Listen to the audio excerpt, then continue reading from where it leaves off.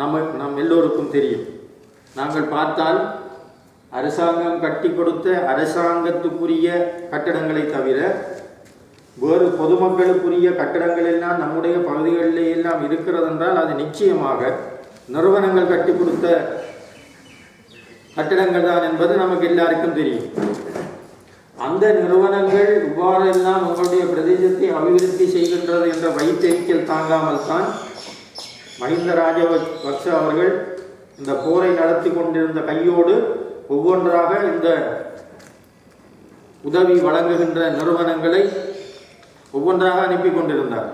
கடைசியாக போர் நடக்கின்ற காலத்திலே வழக்கமாக போர் ஒன்று நடைபெறுகின்ற பொழுது ஒரு ஜனநாயக நாட்டிலே அங்கே சர்வதேச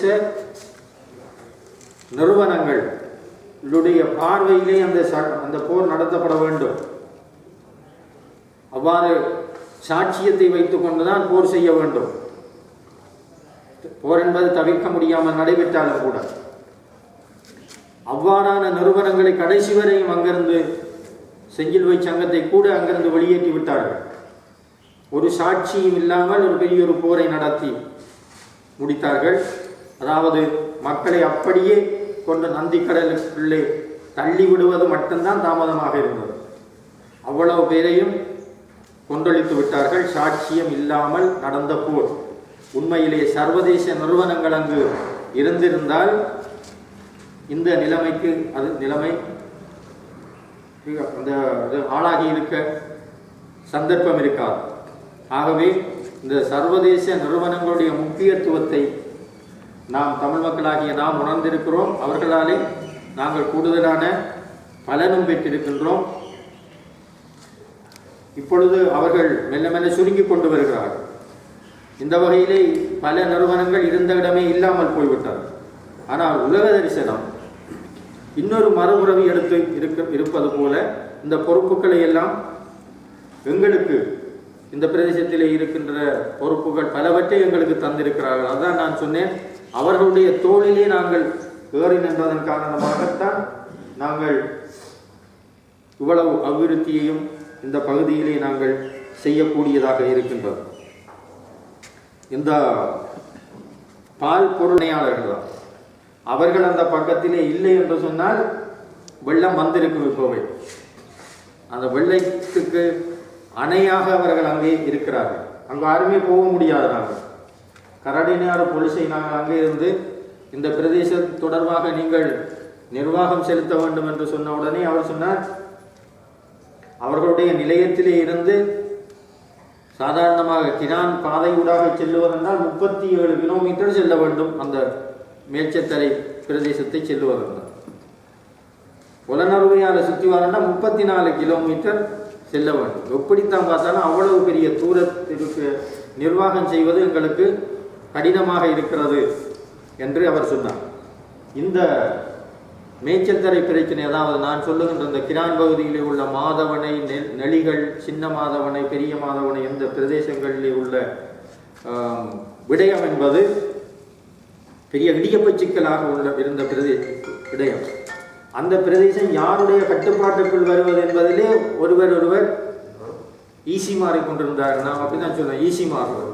ஒரு ஆளுக்கு சொன்னால் அது எந்ததில் இருந்து வரும். வனபரிபாலனை திணைக்களத்துக்கு சொன்னோம், இது வனத்தை அழிக்கின்றார்கள், இது தொடர்பாக நடவடிக்கை எடுங்கள். வனபரிபாலனம் சொன்னது இது என்னுடையதில்லை. என்னுடையதில்லைன்னா ஆறுறது என்று சொல்றாங்க, அதுக்கும் சொல்ல மாட்டாங்க. என்னுடையதில்லை, அவ்வளவுதான் விட. வனஜீவராசிகள் திணைக்களத்தினுடையதாண்டா அவங்க சொன்னாங்க, அதுல ஒரு துண்டங்களுடையது. அரச நிலமா என்று பார்த்தால் முழுவதும் அரச நிலமும் இல்லை. அப்ப டிஎஸ்ஸும் அங்க முழுமையாக தன்னுடைய அதிகாரத்தை செலுத்த முடியாமல் இருந்தது. கடைசியாகத்தான் ஒருவர் ஆகப்பட்டார், மகாவலி அபிவிருத்தி அதிகார சபையினுடையது என்று சொன்னார்கள். ஆகவே இந்த இவர்கள் எல்லோரையும் ஒன்று சேர்த்து இப்பொழுது அந்த பகுதியிலே நடவடிக்கை எடுத்துக் கொண்டிருக்கின்றோம்.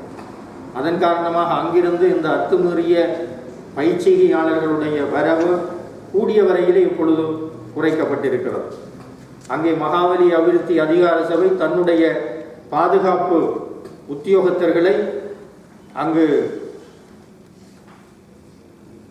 உலாவரை செய்திருக்கிறார்கள். ரோந்து என்று சொல்லுவார்கள். ரோந்து அங்கு வந்து கொண்டிருக்கிறார்கள். அதன் காரணமாக அங்கு ஏற்கனவே வந்து கொண்டிருந்த அளவுக்கு அதிகமானவர்கள் அங்கு வர முடியாமல் ஒரு நிலைமை இருக்கிறது. என்றாலும் அதற்கு பிறகு வனபரிபாலன திணைக்களமும் தன்னுடைய பகுதியை தான் நிர்வாகம் செய்வதாக சொல்லிக் கொண்டு சென்றார்கள். அவ்வாறு சென்று 4 உளவு இயந்திரங்களையும் அதோடு சேர்ந்த ஆக்களையும் பிடித்து கொண்டு வந்திருக்கிறார்கள் வழக்கு வைப்பதற்காக. அது வந்த பிறகு இன்னும் கொஞ்சம் தடுக்கப்பட்டிருக்கிறது. என்றாலும் அவர்கள் இரவிலே வந்து உளவடித்து விட்டு உளவு இயந்திரத்தை காட்டுக்குள்ளே போட்டுட்டு ஆக்கள் காலையில் மறைஞ்சிட்டார்கள். இப்படி உளவி கொண்டிருந்தார்கள். ஆனால் அவர்கள் நினைத்த வகையிலே அந்த விடயத்தை செய்ய முடியாமல் இருக்கிறது. இதையெல்லாம் நாங்கள் பகிரங்கப்படுத்தவில்லை. ஏனென்றால் இங்கே இலங்கை தமிழர்களை அடிக்கிறார்கள் என்று சொன்னால் அங்கே ஓட் விழும். சிங்களவர்களுக்கு எதிராக நாங்கள் இன்னும் செய்ய போகிறோம்னா இங்கே ஓட் விழும். இதை வச்சு கொண்டுதான் எங்களுடைய நாட்டினுடைய அரசியல் நடைபெற்று கொண்டிருக்கிறது. இப்பொழுது நாங்கள் இருக்கின்ற இந்த நிலைமையை நீங்கள் யோசித்து பார்க்க வேண்டும். இப்பொழுது 1 வருஷமும் 8 மாதமும் ஆகிய இந்த காலப்பகுதியிலே தான் நாங்கள் இப்போ நீங்கள்லாம் இந்த கூட்டங்களுக்கு வரண்டா முதல் இப்படி வர மாட்டீங்க. ரெண்டா இங்கே மாறோ எங்கேயோ பக்கான் இருக்கிற மாதிரி உங்களுக்கு ஒரு நினைப்பு. பார்த்து கொண்டிருப்பான், சிஐடி இருப்பான், அவன் இருப்பான், இவன் இருப்பான், வந்துட்டு அவன் டாக்கள் இருப்பான், இவன் டாக்கள் இருப்பான் என்று உள்ளத்துக்குள்ளே இருந்தாலும் கூட அதை வெளியில் சொல்ல பயமாக இருந்த காலம். அந்த காலம் போய் இப்பொழுது என்னத்துக்கு எடுத்தாலும் ஆர்ப்பாட்டத்துக்கு ஓடி வரக்கூடிய விதமாக இருக்குது. தடுப்பார் யாரும் இல்லை. முதல் நாங்கள் சுவாமியோட சிலையெல்லாம் உடைச்சாங்க. ஆக்களை வாங்க ஒரு ஆர்ப்பாட்டத்துக்கு கண்டு போனால் இல்லை. நாங்கள் மாகாண சபை உறுப்பினர்கள் 2 பேர் கொஞ்சம் பேரும் எங்களுடைய இளைஞரணி இல்லை கொஞ்சம் பிள்ளைகளும் வருவாங்க. நாங்கள் தான் போய் ஒரு ஆர்ப்பாட்டம் ஒன்று நடத்த வேண்டியிருந்தது. இப்பொழுது நிலைமை மாறிவிட்டது. இப்பொழுது நீங்கள் சிந்திக்க வேண்டியது என்னவென்றால் இந்த நிலைமையை எவ்வாறு தொடரச் செய்வது. எங்களுடைய பிள்ளைகள் எல்லாம் நாங்கள் இழந்து விட்டோம். லட்சக்கணக்கிலே இழந்து விட்டோம். கோடான கோடி சொத்துக்களை நாங்கள் இழந்து விட்டோம். இதெல்லாம் இந்த அரசியல் பிரச்சனைகள் காரணமாகத்தான் இருந்தது. ஆகவே அரசியல் பிரச்சனையிலே ஒரு தீர்வை கண்டால் மட்டும்தான் எங்களுடைய பிள்ளைகள் இனிமேல் சமாதானமாக வாழ முடியும். எனவேதான் எங்களுடைய தலைமை சொல்லுகிறது, மிகவும் நிதானமாகவும் பக்குவமாகவும் இப்பொழுது எங்களுடைய அரசியலை நாங்கள் நகர்த்தி கொண்டு கொள்ள வேண்டும். இப்பொழுது அறிவால் செய்கின்ற அரசியல், உணர்வால் செய்கின்ற அரசியல் அல்ல. முதலெல்லாம் அவங்களுக்கு கொண்டு விளங்காத நேரத்தில் எழுப்புடான்னு அடித்து தான் எழுப்புறது, சத்தம் போட்டுறது, எழுப்புறது, செய்கிறது, ஏதோ பக்கம் வருகிறான் எழுப்புறது, ஆள் வருகிறான், ஆமி வருகிறான் என்பது எழுப்புறது ஒரு காலம் இருந்தது. எழும்பியாச்சு. இப்போ ஒரு நிலைமை வந்துடுது. இப்போ பக்குவமாக நடக்க வேண்டும். எங்களுடைய முதலமைச்சர் ஒரு இடத்துல பேசுகின்ற பொழுது சொன்னார், அவர் கட்சியில் அவர் சொன்னாரோ நல்லா உணர்ந்து சொன்னாரோ தெரியாது. அவர் சொன்னார், இப்பொழுது இருக்கின்ற நிலைமை எப்படி என்றால் வழுக்குகின்ற தரையிலே ஒரு கண்ணாடி பாத்திரத்திலே மிகவும் பெறுமதியான பொருட்களை எடுத்துக்கொண்டு நடக்கின்றதை போல ஒரு சந்தர்ப்பம் இப்பொழுது ஏற்பட்டிருக்கிறது. வழுக்குகின்ற தரை ஒரு கண்ணாடி பாத்திரம். அந்த கண்ணாடி பாத்திரத்தில் மிக மிக பெறுமதியான பொருள் இருக்கிறது. எவ்வாறு நாங்கள் எங்களுடைய காலடியை எடுத்து வைப்பது என்பதையெல்லாம் நுணுக்கமாக அவதானித்துக் கொண்டுதான் நாங்கள் அடக்க வேண்டும். பலர் எங்களை உசுப்பேத்த பார்க்கிறார்கள். இந்த அவர் சொன்னது மாதிரி புத்தவைக்கு உசுப்பேத்த பார்க்கிறார்கள். அங்கே கொழும்புல முஸ்லீம்கள் ஏதோ ஒரு பிரச்சனை தொடர்பாக அவர்கள் தங்களுடைய விடயத்தை வெளிக்கொண்டு வருவதற்காக ஆர்ப்பாட்டம் செய்கிறார்கள். அதற்குள்ளே ஒரு சிங்கள இளைஞன் போய் அதெல்லாம் பிச்சறிகிறான்.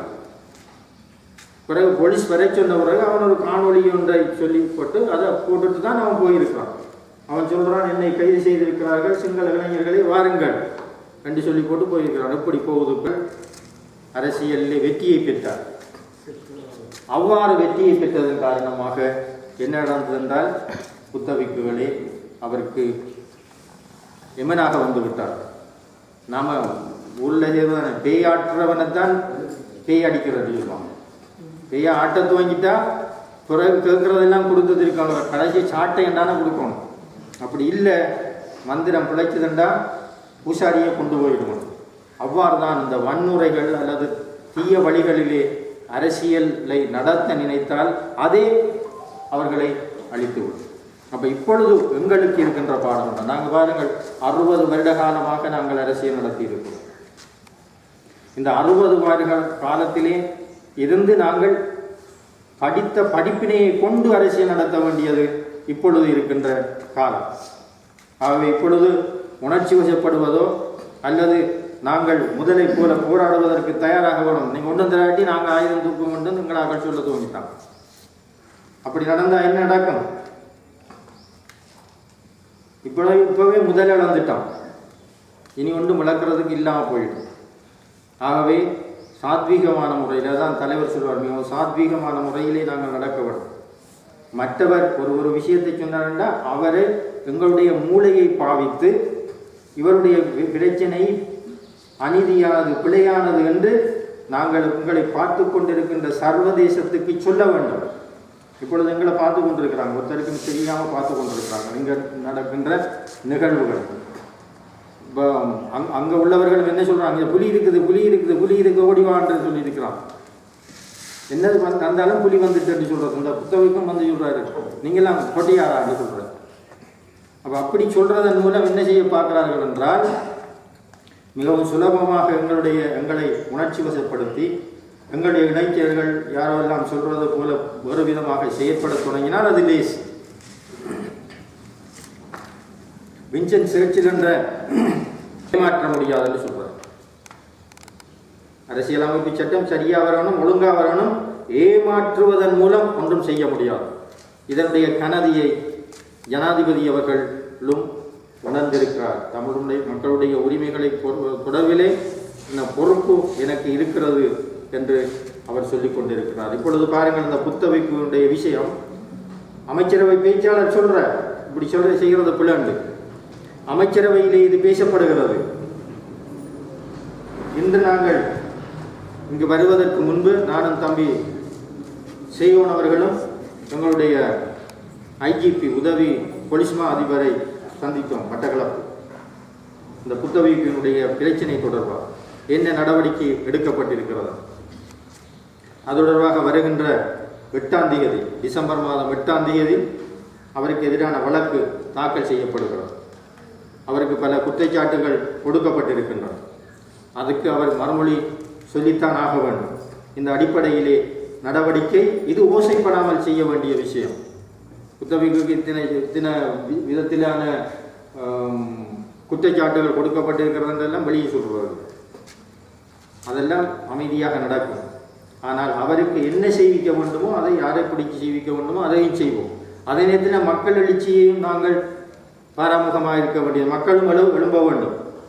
இப்பொழுது எங்களுடைய 10 பிரதேச செயலகங்களுக்கு முன்னாலும் கிராம சேவை உத்தியோகத்தர்கள் தங்களுடைய உணர்வுகளை வெளிப்படுத்தி இருக்கிறார்கள். மக்கள் அமைதியாக வெளிப்படுத்த வேண்டும், அதையும் செய்யத்தான் வேண்டும். அதே நேரத்திலே எங்களுக்கு மிகப்பெரிய பொறுப்புண்டு. நான் எப்பொழுதும் சொல்லிக் கொள்வது என்னுடைய நண்பர்களுக்கு, பாராளுமன்ற உறுப்பினர்களுக்கு, மாகாண சபை உறுப்பினர்களும், இப்பொழுது நாங்கள் பந்தை போடுற வேலை இல்லை. பந்து நாங்கள் தான் விளையாடுறோம். முதல்ல நாங்கள் பந்தை எடுத்து போட்டுருவோம். யானை வருதுன்னா நாங்கள் வந்து சொல்லுவோம் டிசிஜி கூட்டத்தில், யானை வருது என்ன செய்கிறீங்க, இப்போ சொல்லிடலாம், நாங்கள் தான் செய்வோம். யானை வருதுண்டா யார் யானை அனுப்புகிறான், யார் யானைக்கு பொறுப்பு, அவர்கிட்ட போய் கதைச்சு எங்கெங்கே போகணுமோ அங்கெங்கெல்லாம் போகணும். அங்கே போனால் அங்கே கதையை கேட்க வேணும். அவங்க முதல் நாங்கள் போனாலும் கேட்க மாட்டாங்க. நாங்கள் வெளிக்கந்தையிலே இருக்கின்ற மகாவலி அபிவிருத்தி அதிகார சபையினுடைய உப நிறுவனத்துக்கு சென்று கதைத்தோம். அப்பொழுது தம்பி செய்வனும் வந்திருந்தார். அங்கு விடயத்தை நாங்கள் சொன்னோம். அவ்வாறு சொன்னதற்கு பிறகுதான் இவ்வளவும் நடந்திருக்கிறது. இதற்கு முதல் நாங்கள் முக்கி கத்தி இருக்கிறோம் மட்டும் ஒரு விஷயமும் நடக்கலை, நடக்க முடியாது. ஏனென்றால் எங்களுக்கு அதிகார பலம் இல்லை. இப்பொழுது அதிகாரத்தின் பக்கத்திலேயாவது நாங்கள் நிற்கின்றோம். ஆகவே தான் நான் எங்களுடைய உறுப்பினர்களுக்கு நாம் சொல்லுவது, இப்பொழுது ஆர்ப்பாட்டம் செய்வது மக்கள் அது செய்யணும். நாங்களும் போய் ஆர்ப்பாட்டத்தை தயார் செய்ய வேண்டிய அவசியம், அல்லது அபிவிருத்தி சபையிலே இருந்து கேள்வி கேட்பது எங்களுடைய வேலை இல்லை. நாங்கள் விட சொல்லுவோம். இந்த அணைக்கட்டலையா என்ன செய்யலாம்னா அதிகாரியை பிடிச்சி என்ன செய்யலாம், காசுங்க கொண்டு வரலாம் என்று செய்ய வேண்டியது நாங்கள். அவ்வாறு செய்ய வேண்டிய கடமை பொறுப்போடு நாங்கள் செய்வோம். காந்தி எல்லாவற்றையும் செய்துவிட்டு சொன்னார் கடைசியாக,